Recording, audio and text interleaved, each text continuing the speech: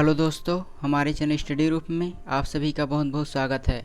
आज के इस वीडियो में हम सूक्ष्म जीवों में प्रजनन तथा पौधों में प्रजनन अंग और उनके विभिन्न कार्यों के बारे में पढ़ेंगे। तो चलिए स्टार्ट करते हैं। सबसे पहले हम विखंडन के बारे में पढ़ते हैं। विखंडन का तात्पर्य होता है किसी जीव का दो या दो से अधिक भागों में विभक्त होना और उस विखंडन की प्रक्रिया के द्वारा नए जीव का निर्माण होता है। विखंडन की प्रक्रिया केवल एक कोशिकीय जीवों में होती है, यह प्रक्रिया बहुकोशिकीय जीवों में नहीं होती है। विखंडन दो प्रकार के होते हैं, बहुविखंडन और द्विविखंडन। जब कोई सूक्ष्म जीव दो खंडों में विभक्त होती है तो उसे द्विखंडन कहा जाता है, जबकि वह दो या दो से अधिक खंडों में विभक्त होती है तो उसे बहुविखंडन कहा जाता है। द्विखंडन के माध्यम से एक कोशिकीय जीव अमीबा जो है प्रजनन करता है। अमीबा में सबसे पहले जो केंद्रक होता है वह विभाजित होता है। केंद्रक के विभाजन के पश्चात उसका जो कोशिका द्रव होती है वह विभाजित होती है और उसके बाद अंत में दो नए जीव बनते हैं। तो इसे हमें याद रखना है कि जो अमीबा के जो प्रजनन प्रक्रिया होती है वह द्विखंडन की क्रिया के द्वारा होती है, जबकि बहुविखंडन की प्रक्रिया में जो जीव होता है वह दो या दो से अधिक भागों में विभक्त होता है, दो या दो से अधिक नए जीव का निर्माण करता है। मलेरिया परजीवी होती है, उनकी जो कोशिका होती है वह प्रतिकूल परिस्थितियों में अपने चारों ओर एक प्रकार का आवरण बना लेती है और यह जो आवरण युक्त कोशिका होती है उसे पुटी कहा जाता है।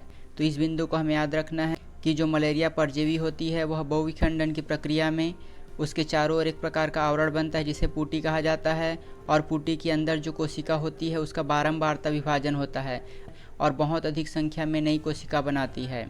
जब अनुकूल परिस्थिति आती है तो वह पुटी फट जाती है और उसकी जो अंदर की कोशिकाएं होती है वह बाहर निकल आती है और उससे अनेक नए जीव का जन्म होता है। इस प्रकार बहुविखंडन की प्रक्रिया के द्वारा जो मलेरिया परजीवी होते हैं वे प्रजनन करते हैं। यहाँ पर आप देख सकते हैं जो मलेरिया परजीवी की कोशिका होती है उसके चारों ओर एक प्रकार का आवरण बन जाता है जिसे पुटी कहा जाता है और अनुकूल परिस्थिति में यह पुटी फट जाती है और उसके अंदर जो कोशिकाएं होती है वह बाहर आ जाती है और विकसित होकर नई कोशिका बनाती है। इसके बाद हम अलैंगिक प्रजनन की विभिन्न विधियों के बारे में देखते हैं और कौन कौन से जीव किस प्रकार अलैंगिक प्रजनन की क्रिया करते हैं।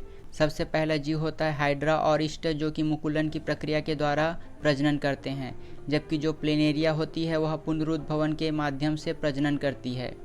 अगला होता है स्पाइरोगायरा, जो कि विभंजन की क्रिया के द्वारा प्रजनन करती है, और जो गुलाब होती है वह कलम लगाना की विधि के द्वारा प्रजनन करती है। ये सभी अलैंगिक प्रजनन की विधि होती है। तो इसे हमें याद रखना है कि जो हाइड्रा और ईस्ट होती है वह मुकुलन की क्रिया के द्वारा प्रजनन करती है, जबकि जो प्लेनेरिया होती है वह पुनरुद्भवन, स्पाइरोगायरा विभंजन और जो गुलाब होती है वह कलम लगाना विधि के द्वारा प्रजनन करती है। तो चलिए हम एक एक करके सभी विधि को देखते हैं। सबसे पहले हम कायिक प्रवर्धन के बारे में पढ़ते हैं। कायिक प्रवर्धन के अंतर्गत जो पौधे होते हैं उनमें जो विभिन्न प्रजनन प्रक्रिया होती है वे सभी सम्मिलित होती है। पौधों के कुछ ऐसे भाग होते हैं जैसे पत्तियां, तना और जड़, जो कि विकसित होकर नए पौधे उत्पन्न करती है। तो इस प्रक्रिया को कहा जाता है कायिक प्रवर्धन। कायिक प्रवर्धन के अंतर्गत पर्तन, कलम लगाना और रोपण ये सभी विधियाँ आती है और ये सभी कायिक प्रवर्धन की तकनीक होती है। सबसे पहले हम कलम बांधना देखते हैं। कलम बांधना एक सामान्य और प्रचलित विधि होती है जिसमें इच्छित पौधे का जो वृक्ष होता है उसे एक अन्य पौधे के स्कंद के ऊपर रखते हैं और उसे बांध दिया जाता है। उसके पश्चात जो कलम और स्कंद होती है वह कैम्ब्रियमी सक्रियता, यह एक प्रकार की विधि होती है जिसके माध्यम से वे आपस में जुड़ जाते हैं और इस विधि के द्वारा इच्छित पौधे प्राप्त कर लिया जाता है। यहाँ पर आप देख सकते हैं कि एक इच्छित पौधा होता है और एक कलम होता है। इन दोनों को आपस में जोड़ दिया जाता है, बांध दिया जाता है। उसके पश्चात यह कैम्ब्रियमी सक्रियता के माध्यम से आपस में जुड़ जाते हैं और जो कलम होती है ऊपर का भाग वह एक नए पौधे के रूप में विकसित हो जाती है। अगली विधि है स्तरीकरण या फिर दाब कलम। तो इस विधि में जो पौधों की शाखाएं होती है उसे काट कर नए पौधे तैयार किया जाता है। तो इस विधि को कहा जाता है स्तरीकरण। पौधे का जो शाखा होगी उस शाखा को काट दिया जाता है और उसे ज़मीन में मिट्टी में रख दिया जाता है। उसके बाद जो शाखा होती है वह नए पौधे के रूप में विकसित होती है। इसके बाद हम मुकुलन के बारे में पढ़ते हैं। मुकुलन जो है ईस्ट और हाइड्रा जैसे जीवों में प्रजनन की प्रक्रिया होती है। इसमें शरीर में एक ऊर्ध्व संरचना होती है जिसे मुकुल कहा जाता है। यहाँ पर आप देख सकते हैं कि जो ईस्ट और हाइड्रा होती है उनके शरीर में एक ऊर्ध्व संरचना का निर्माण होता है जिसे मुकुल कहा जाता है और यही जो मुकुल होती है वह जो मुख्य जीव होती है उससे अलग होकर एक नए जीव के रूप में विकसित होती है। नए जीव का जन्म होता है। इस प्रक्रिया में जो जनक का केंद्रक होता है वह पहले दो भागों में विभक्त होता है। उसके पश्चात जो एक केंद्रक होगा वह मुकुल में चला जाएगा और जो मुकुल होगा वह जनक से अलग होकर विकसित हो जाता है और नए जीव को जन्म देता है। इस प्रक्रिया के अंतर्गत हमने अभी पढ़ा कि हाइड्रा और ईस्ट ये दोनों जीव मुकुलन की प्रक्रिया के द्वारा प्रजनन करते हैं। इसके बाद हम अगला पढ़ते हैं बीजाणु निर्माण, जिसमें जो जीवाणु होते हैं या निम्न वर्ग के जीवाणु होते हैं वह बीजाणु निर्माण प्रक्रिया के द्वारा प्रजनन करते हैं। इसमें भी प्रतिकूल परिस्थितियों में कोशिका के चारों ओर एक प्रकार की मोटी भित्ति बन जाती है और जो अनुकूल परिस्थिति में फट जाती है, और इस प्रकार के जो जीवाणु होते हैं वह सामान्य तरीके से प्रजनन और वृद्धि करके नए जीव का निर्माण करते हैं। बीजाणु निर्माण प्रक्रिया के अंतर्गत मांस और जो फर्न होते हैं वे दोनों बीजाणु निर्माण प्रक्रिया के माध्यम से प्रजनन करते हैं। इसके बाद हम अगला देखते हैं पुनरुद्भवन या फिर पुनर्जनन। इस प्रक्रिया के माध्यम से जो छिपकली होती है उसके पूंछ में वृद्धि होती है, या फिर कुछ ऐसे जीव होते हैं जो किसी कारणवश क्षत या विक्षत हो जाते हैं, वह टूट जाते हैं। उसके पश्चात जो उसका प्रत्येक टुकड़ा होता है वह वृद्धि करके नए जीव के रूप में विकसित होता है। अगर कोई जीव है वह 3 या 4 भागों में बढ़ जाती है, उसके पश्चात जो उसका प्रत्येक भाग होगा वह एक नए जीव के रूप में विकसित होगा। पुनरुद्भवन में एक विशेष प्रकार की कोशिका होती है जिसमें क्रम प्रसरण की विधि पाई जाती है और इसके माध्यम से जो नई कोशिका होती है उसका निर्माण होता है, और इस विधि के माध्यम से जो जीव होते हैं वह अपने किसी भाग से नए जीव निर्माण की क्षमता रखते हैं। इसके बाद हम पौधों के बारे में पढ़ते हैं। पौधों में प्रजनन की प्रक्रिया किस प्रकार होती है, तो सबसे पहले हम पुष्प की रचना पढ़ते हैं, क्योंकि पुष्प में पाया जाने वाला पुमंग और जयांग जो है पौधों का नर जनन और मादा जनन अंग होता है और उसी के माध्यम से प्रजनन की प्रक्रिया होती है। तो हम पौधों की रचना के बारे में पढ़ते हैं। पौधों का जो डंठल भाग होता है उसे कहा जाता है वृंत या फिर कहा जाता है पेडिसेल। तो इस बिंदु को हमें याद रखना है, पुष्प का डंठल भाग को वृंत या पेडिसेल कहा जाता है। वृंत के जो सिरे पर स्थित चपटे भाग होते हैं उसे पुष्पासन कहा जाता है। तो इन सभी बिंदुओं को हमें याद रखना है। पुष्पासन होता है उसमें विभिन्न पुष्पीय भाग होते हैं जो कि विभिन्न चक्रों के रूप में व्यवस्थित होते हैं।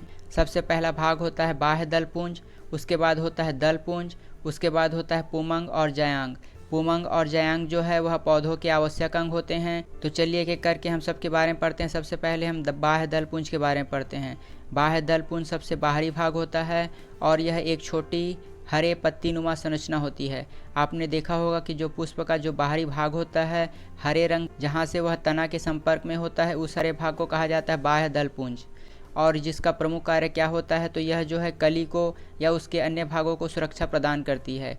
कली के जो बाहर का हरा भाग होता है उसे कहा जाता है बाह्य दलपुंज, और यह दलपुंज कली को और उसके अन्य भागों को सुरक्षा प्रदान करती है। जबकि अगला भाग होता है दलपुंज। दलपुंज जो है दूसरा चक्र होता है और वह बाह्य दलपुंज के अंदर में स्थित होता है। इसका प्रमुख कार्य क्या होता है, तो यह जो है परागण क्रिया हेतु कीटों को आकर्षित करती है। अगला चक्र होता है पुमंग, जो कि तीसरा चक्र होता है।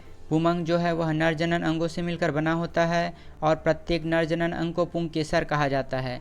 तो इस बिंदु को हमें याद रखना है कि प्रत्येक नर जनन अंग को पुंकेसर कहा जाता है, और जो पुमंग होती है वह अनेक नर जनन अंगों से मिलकर बना होता है। इसके 3 भाग होते हैं। पहले भाग को कहा जाता है तंतु, दूसरे भाग को कहा जाता है परागकोश और तीसरे भाग को कहा जाता है योजी। जो पुतंतु या फिर तंतु होता है वह पतला सूत्रनुमा संरचना होती है। जो पुंकेसर होती है उसमें एक द्विपालिक रचना होती है जिसे परागकोश कहा जाता है, और इसी परागकोश में 4 कोष्ठ होते हैं जिसे परागपटु कहा जाता है।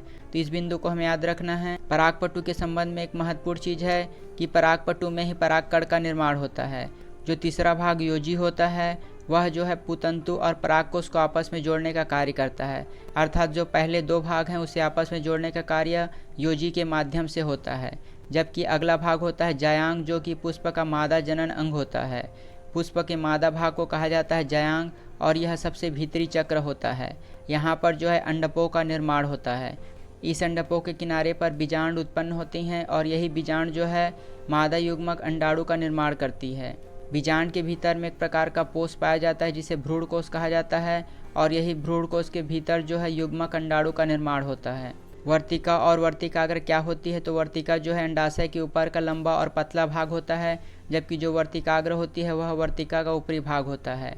बीजांड जो होता है वह वृंत द्वारा बीजांडसन से जुड़ा रहता है। तो इन सभी बिंदुओं को हमें याद रखना है। उसके पश्चात जो बीजांड का मुख्य भाग होता है उसे बीजिंडकाय कहा जाता है। जो बीजिंडकाय होती है वह 2 आवरण से ढका होता है। जो भाग अध्यावरण से ढका नहीं रहता है उसे बीजिंड द्वार कहते हैं। उसके बाद हम परागण प्रक्रिया के बारे में पढ़ते हैं। परागण प्रक्रिया क्या होती है, तो परागकणों का परागकोश से पुष्प के वर्तिका तक पहुँचने की क्रिया को कहा जाता है परागण। यह एक अत्यंत महत्वपूर्ण परिभाषा, इसे हमें याद रखना है क्योंकि परीक्षा में सीधे परिभाषा के रूप में इसे पूछा जा सकता है कि परागण की प्रक्रिया क्या होती है। तो परागकणों का परागकोश से पुष्प के वर्तिकाग्र तक पहुँचने की क्रिया को कहा जाता है परागण। परागण दो प्रकार के होते हैं, स्वपरागण और दूसरा होता है पर परागण। स्वपरागण की प्रक्रिया क्या होती है? तो एक पुष्प का परागकण उसी पुष्प के वर्तिकाग्र पर या फिर उसी पौधे में स्थित किसी अन्य पुष्प के वर्तिकाग्र तक पहुंचता है तो उसे कहा जाता है स्वपरागण। तो स्वपरागण की प्रक्रिया में अगर कोई पौधा दिया गया है, उसमें बहुत सारे फूल दिए गए हैं, तो यह प्रक्रिया में जो पुष्प के परागण होते हैं वह उसी पुष्प के वर्तिकाग्र या फिर उसी पौधे में स्थित किसी अन्य पुष्प के वर्तिकाग्र तक पहुंचता है, तो इस प्रक्रिया को कहा जाता है स्वपरागण। जबकि जो पर परागण की प्रक्रिया होती है उसमें उसी जाति के दूसरे पौधे पर स्थित पुष्प के वर्तिका तक पहुंचता है और इस प्रक्रिया को कहा जाता है पर परागण। अर्थात पर परागण की प्रक्रिया में जो एक अन्य पौधा होता है जो उसी जाति का होता है। अर्थात अगर इस वृक्ष का कोई पुष्प है, उसका जो परागकण है वह दूसरे पुष्प के परागकण से मिलता है दूसरे पौधे के जो कि उसी जाति का होता है, तो इस प्रक्रिया को कहा जाता है पर परागण। पर परागण की प्रक्रिया जो है विभिन्न माध्यमों से होती है, अर्थात जल के माध्यम से, वायु के माध्यम से, कीट के माध्यम से या जंतु के माध्यम से पर परागण की प्रक्रिया संचालित होती है। अर्थात इस पुष्प का जो परागकण होगा वह हवा के माध्यम दूसरे पुष्प के वर्तिकाग्र तक पहुँचेगा, तो इस प्रक्रिया को कहा जाता है पर परागण और यह विभिन्न माध्यमों और विभिन्न जीवों के माध्यम से होती है। इसके बाद हम पुष्पाधारी पौधों में जनन क्रिया विधि को पढ़ते हैं। जनन क्रिया विधि में परागण की क्रिया के पश्चात भ्रूण निर्माण तक की प्रक्रिया के बारे में पढ़ते हैं। परागण की प्रक्रिया होती है जिसमें जो परागकण होते हैं वह पुंकेसर से स्त्री केसर के वर्तिकाग्र तक पहुंचता है। यह जो भाग है वह वर्तिकाग्र है, यहाँ पर स्थित होता है नली, जिसके माध्यम से जो कण होते हैं परागकण वह यहाँ पर प्रवेश करते हैं। यह जो मध्य का भाग होता है उसे अंडाशय कहा जाता है। यहाँ पर जो बीजांड होती है वहाँ से जो परागकण होते हैं वह आपस में मिलकर युग्मनज बनाते हैं और यह जो युग्मनज होती है वह बीज का निर्माण करते हैं। इस प्रकार जो पौधों में प्रजनन की प्रक्रिया होती है वह संचालित होती है। परागण की प्रक्रिया होने के पश्चात जो परागकण होते हैं वह परागनली के माध्यम से बीजांड तक पहुँचते हैं और वहाँ पर वे आपस में मिलकर युग्मनज का निर्माण करते हैं। निषेचन की क्रिया जब पूर्ण हो जाती है तो जो फूल की पंखुड़ी होती है, पुंकेसर, वर्तिका और वर्तिकाग्र गिर जाते हैं। जो अंडाशय होती है वह शीघ्रता से वृद्धि करके बीज का निर्माण करती है और बीजों में एक भ्रूण होता है। जो अंडाशय होती है उसकी जो भित्ति होती है वह फल भित्ति होती है और जो परिपक्व अंडाशय होता है उसे फल कहा जाता है।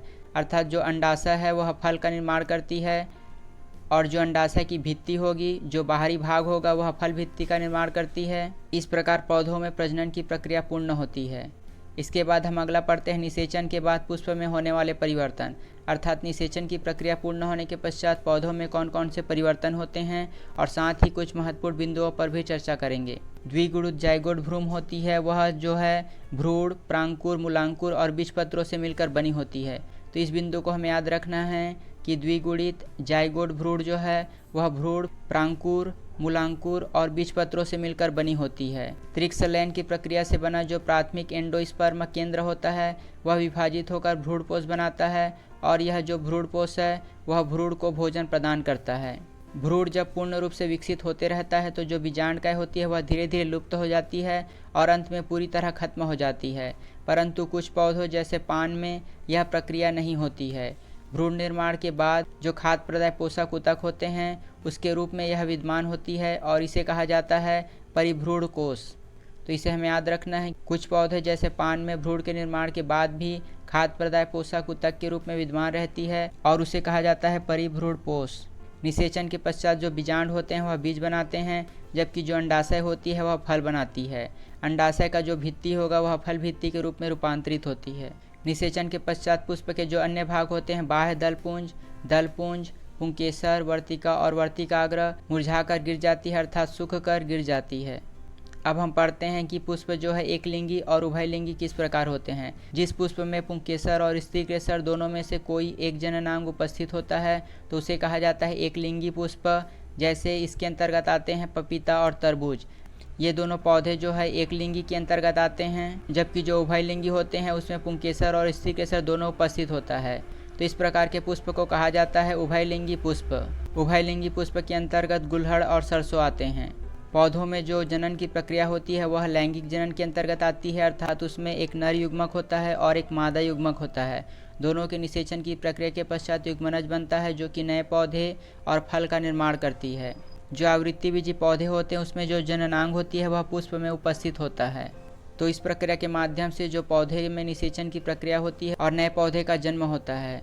तो आज के लिए बस इतना ही। अगर आपको हमारी ये वीडियो अच्छी लगी और आगे भी ऐसे ही और वीडियो पाना चाहते हैं तो हमारे चैनल को सब्सक्राइब कीजिए और बगल का नोटिफिकेशन बेल भी ऑन कर दीजिए, ताकि हमारे द्वारा डाली गई सारी वीडियो आप तक पहुँचे सबसे पहले। धन्यवाद।